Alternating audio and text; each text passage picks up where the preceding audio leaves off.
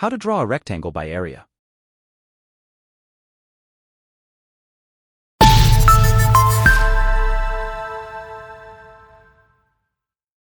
Welcome back to Sonic Tech. This video will teach you how to draw a rectangle by area in AutoCAD. Click the Home tab.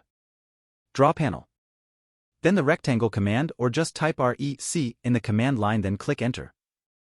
Specify the first corner of the rectangle. Enter A for area. Enter the area.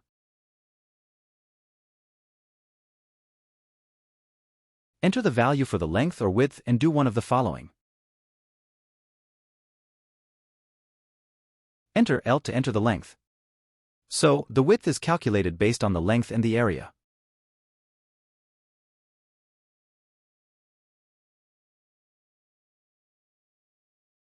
Or enter W to enter the width. So, the length is calculated based on the width and the area.